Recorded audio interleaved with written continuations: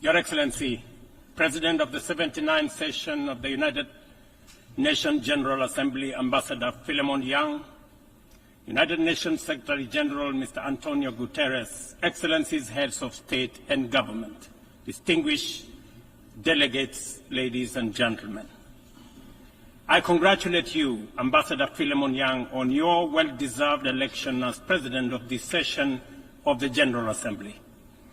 Mr. President, I welcome the choice of your theme, Unity in Diversity for the Advancement of Peace, Sustainable Development, and Human Dignity for Everyone, Everywhere, which resonates with the core principles of the 2030 Agenda and aligns closely with the core values and mission of the United Nations. Excellencies, the world is at a challenging moment and in a most precarious international security dispensation. The promise of the United Nations Charter to save succeeding generations from the scourge of war has been profoundly shaken. From land to sea and from air to the outer space, global peace, security, and stability are increasingly under threat. Conflicts and tensions pervade every frontier, undermining the collective security that international cooperation seeks to uphold. Cases of polarizing narratives, factionalism, social upheavals, organized crime, war, and stockpiling of weapons of mass destruction are at an all-time high. Great power rivalry is intensifying, provoking regional competition and inducing geopolitical and geoeconomic realignments and tensions. The subtle nuances of them versus us has produced negative coalitions, wars, tensions, as well as eroded trust and confidence in global multilateral system. From Gaza to Darfur, Ukraine, Yemen, Eastern DRC, the Sudan, the Sahel, and the criminality in Haiti, conflict is inflicting a trail of destruction of life and livelihoods in historic proportions. These conflicts have become battlegrounds for armed factions, external interventions, and proxy wars, resulting in unprecedented anarchic situations and long-lasting negative repercussions on global stability and economic development. The world cannot realize durable peace, security, and shared prosperity when emphasis is being put on what divides rather than what brings us together. We must therefore promote approaches that support positive competition for all. The perilous security landscape is further complicated by emerging threats stemming from human advancement. Cybersecurity threats and sophisticated cyber attacks on critical infrastructure pose significant risks to national security and global stability. Furthermore, the proliferation of advanced technologies such as artificial intelligence in the military domain and autonomous weapons systems has introduced new challenges for arms control and international regulation. Regrettably, the world's most powerful states have increasingly chosen unilateralism and militarization over dialogue and diplomacy. As a consequence, the capacity of our multilateral institutions to maintain and enforce peace, even in national crises with significant regional impacts, is severely undermined. Even worse, a resurgence of nuclear arms race, buoyed by the intensifying geopolitical rivalries and tensions, has made the possibility of a catastrophic nuclear warfare a real possibility.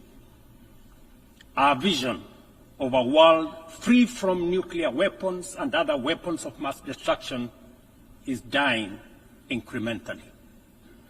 We must not sit back and leave the future of upcoming generations to fate.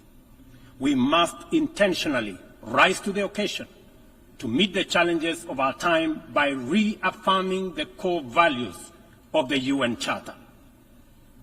We need to muster the political will and collectively reinforce our diplomatic efforts to confront the security threats through comprehensive, multi-pronged, and context-specific approaches.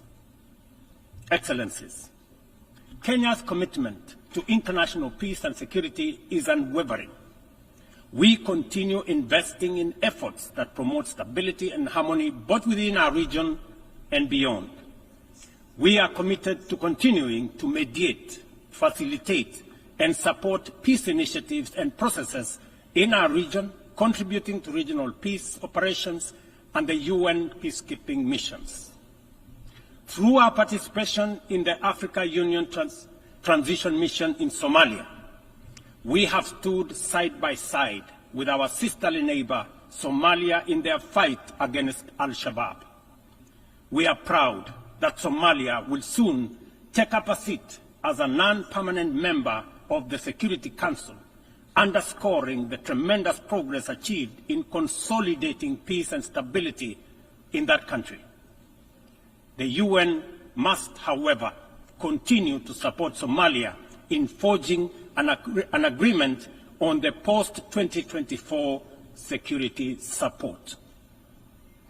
Kenya welcomes the adoption of the Security Council Resolution 2719, establishing a framework for financing Africa Union peace support operations through UN-assessed contributions, thereby enhancing our collective peacekeeping efforts. A well-funded AU peace operation are not only an African priority, but a global good, considering the complexity and interconnected nature of emerging threats to international peace and security. Earlier this year, and at the request of the leadership of South Sudan, I launched the all-inclusive Tumaini initiative, bringing together the warring parties and the political leadership of South Sudan to address the root causes of the protracted conflict in that country.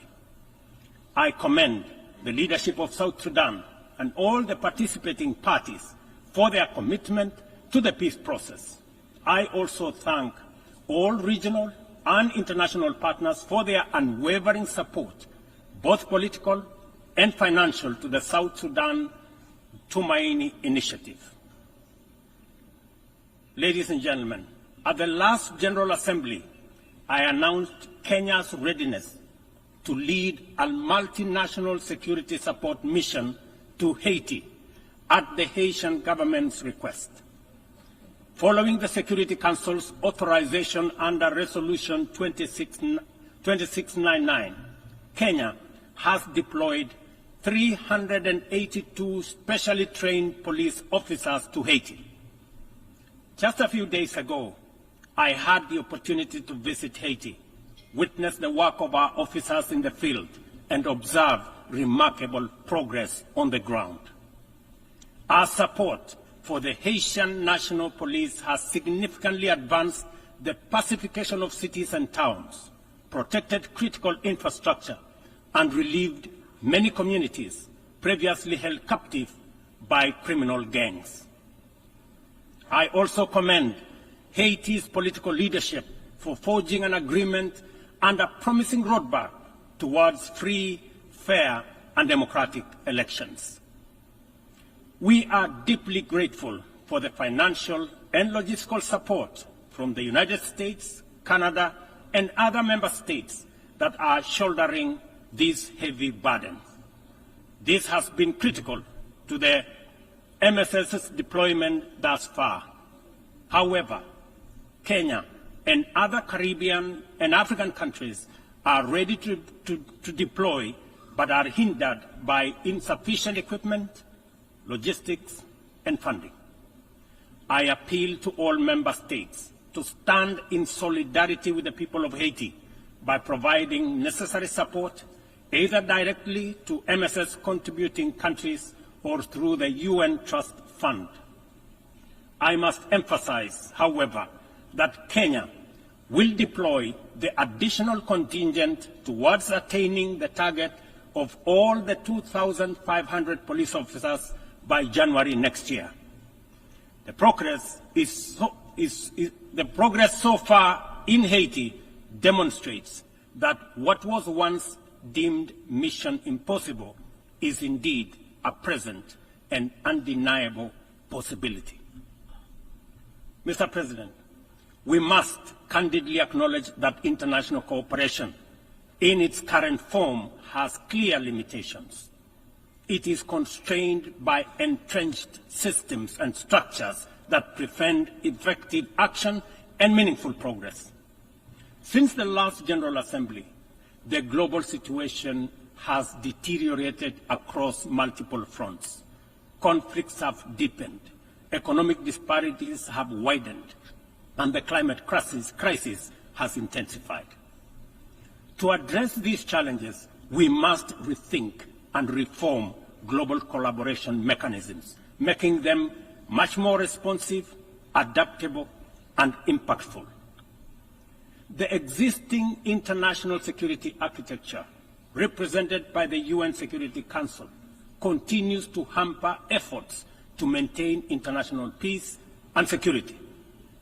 The Council is, by all intents and purposes, dysfunctional, undemocratic, non-inclusive, unaccountable, autocratic, and at best, opaque. An institution that excludes 54 African countries with 1.4 billion people, while allowing one nation to veto decisions of the remaining 193 member states in the 21st century, is simply unacceptable.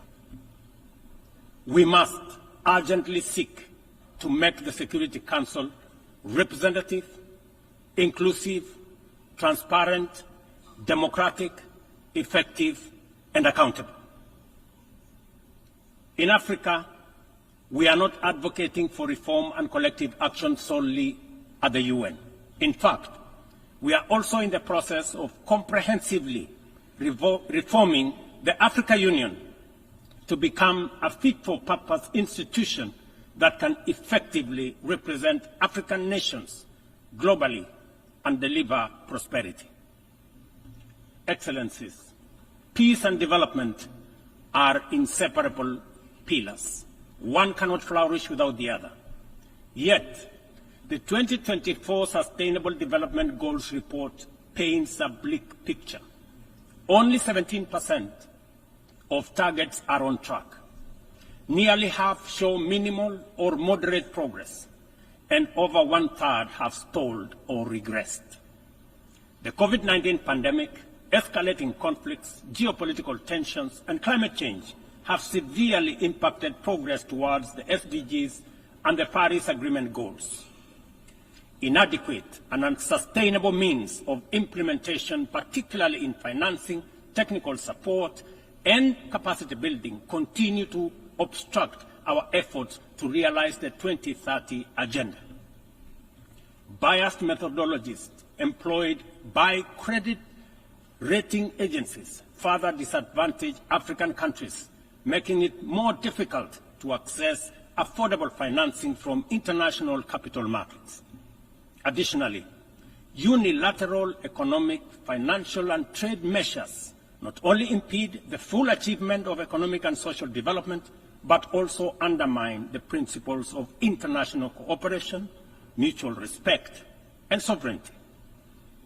Let us pause and reflect on the true significance of this predicament.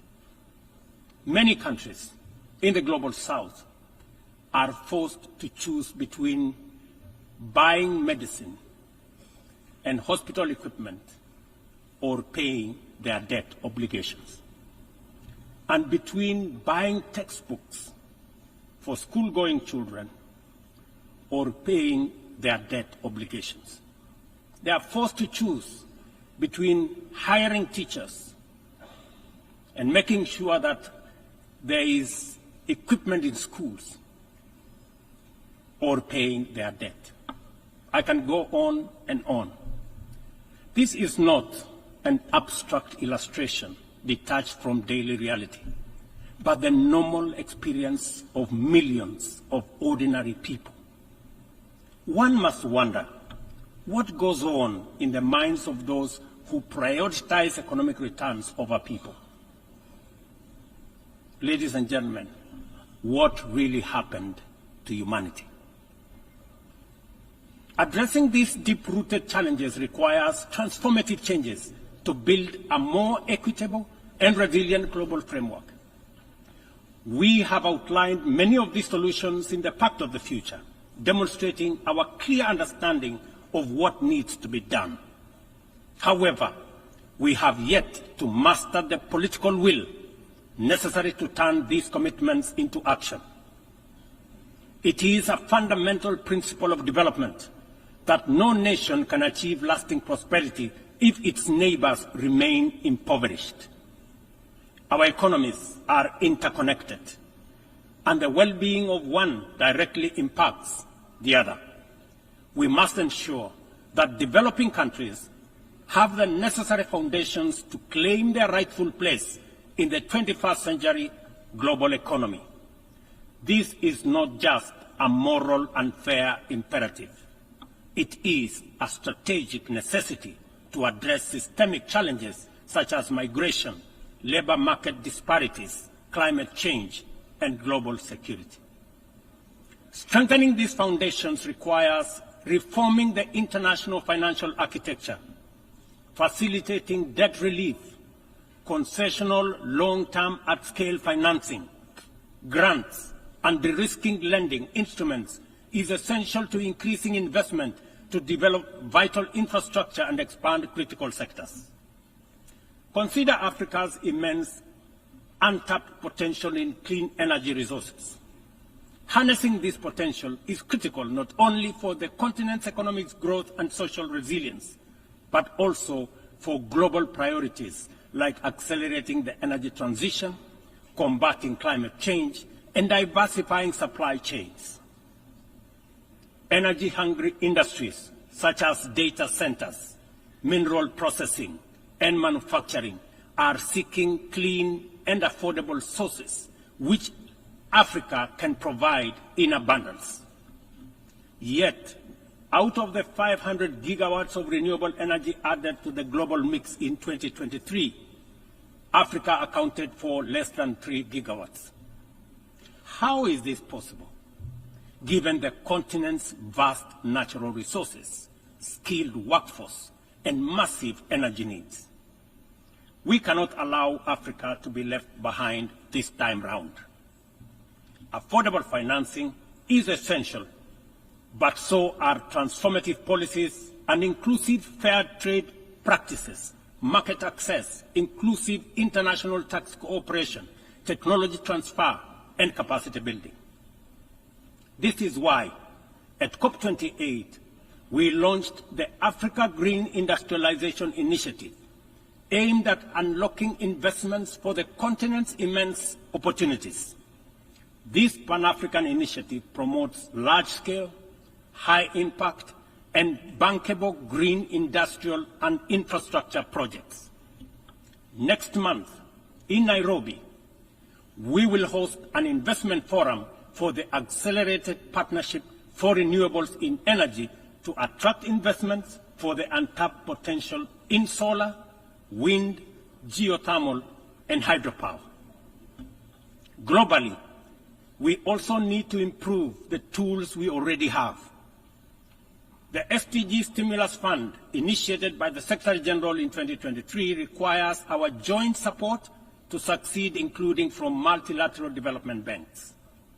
Similarly, replenishing the International Development Association, IDA, is essential to provide concessional loans to the world's poorest nations.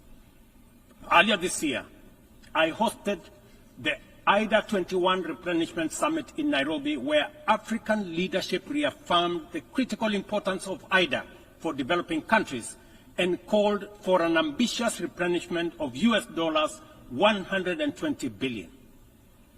Our collective efforts must include trust and accountability to ensure that we fulfill our promises and our commitments. Additionally, we launched the Africa Club, the alliance of African multilateral financial institutions, to strengthen and support Africa's position in the global financial architecture. This body will serve as a powerful negotiator on behalf of the continent, coordinate with global financial institutions, and leverage African countries' balance sheets to increase investment and create jobs in Africa. We believe that African institutions such as the Afri-Exim Bank, Trade and Development Bank, the Africa Finance Corporation, among others, understand the continent even better. As part of the reform of the international financial architecture, we must not only reform the multilateral institutions, but also support and stop bias against these African institutions. Excellencies, ladies and gentlemen, climate change remains one of the greatest challenges of our time. Biodiversity loss and pollution have created environmental crises that upend lives, reverse progress in poverty reduction, and strain ecosystems to their breaking point. Extreme weather conditions continue to hinder the development aspirations of many countries, especially in Africa, where severe climate-related hazards are becoming more frequent and more intense. In 2022, over 110 million people in Africa were directly affected by climate-related disasters, resulting in more than $8.5 billion in economic damages. According to the Emergency Event Database, there were approximately 5,000 fatalities, though the toll is likely to be higher due to underreporting. We are at a crossroads, and the path to correcting the climate course is clear. COP29, to be held this November in Baku, Azerbaijan, presents a critical milestone in ensuring that the solutions we implement are rooted in fairness and opportunity for everybody. However, the new climate financing goal expected at COP29 faces significant hurdles as deep disagreements persist over who should contribute and how much funding is needed. Without swift resolution, these divisions risk derailing our collective progress on climate action, just as the global situation becomes increasingly urgent. Let me be clear. Political posturing and inaction will neither protect the vulnerable from the consequences of a runaway climate crisis, nor save our civilization from ecosystem collapse. It is therefore critical that all nations step forward to meet this moment with ambition and responsibility. As we confront the escalating impacts of climate change, we must also recognize the interconnected environmental challenges we face, such as plastic pollution, which continues to wreak havoc on ecosystems and threatens global sustainability. It is imperative that we adopt a robust global plastics treaty during the 5th round of negotiations in Busan in the Republic of Korea this November. Kenya fully supports an ambitious outcome and the African proposal to establish the Treaty Secretariat in Nairobi, thereby reinforcing UNEP's role. It is indeed unfortunate and regrettable, ladies and gentlemen, that UNEP is the only body where secretariats of conventions created under it are increasingly being carved out and located elsewhere. UNEP, being one of only 2 UN headquarters in the Global South, must not be cannibalized for whatever purpose or reason, let alone excuse. Mr. President, as the host country of UNEP and UN Habitat, I take this opportunity to thank the Assembly for approving the upgrade of the infrastructure at the United Nations office in Nairobi, the largest UN campus in the world. This project includes the construction of new office space and the design of ultra-modern conference facilities. These developments mark a significant milestone towards enhancing the quality and accessibility of Secretariat services to member states. Not only will they serve current needs, but they will also strengthen the future success of multilateralism. We look forward to the Assembly's continued support as construction begins in 2025. It will be critical to ensure that UNON receives sustainable and predictable resources to ensure the timely completion of this upgrade. Kenya will continue to play its part in ensuring that UNON fulfills its mandate. Accordingly, the Government of Kenya has undertaken extensive improvements and expansion of physical infrastructure around the complex and will continue working towards making Nairobi a regional and humanitarian hub for the United Nations. Mr. President, Excellencies, ladies and gentlemen, as we reflect on the theme of this session, the call for unity in diversity in the pursuit of peace, development, and human dignity, it is evident that we must reimagine international cooperation to align with the complex realities of the 21st century. Our actions must reflect our ambition and commitment to a world where progress is measured not just by economic growth, but by the well-being, rights, and dignity of every person. The challenges we face, from climate crisis to economic inequality, demand a bold rethinking of how we work together, grounded in mutual respect and shared responsibility. The achievement of the Sustainable Development Goals cannot be reserved for the privileged few. It must be a shared success that uplifts all nations, transcending borders and disparities. Our collective efforts to combat climate change must be rooted in fairness and equity, ensuring that no nation or community bears a disproportionate burden. This is our shared journey. We must have a say in the choices we make. We must move beyond outdated paradigms of power and influence to create a system of international cooperation that reflects the aspirations and dignity of every human being. We must embrace a new vision of global solidarity, one that upholds the principles of equity and inclusivity. It is within our power to build a world that embodies the true spirit of the United Nations, a world where every voice is heard, every life is valued, and global progress is shared by all. This is the cooperation our people expect, our future demands, and it is the commitment we must deliver. I thank you.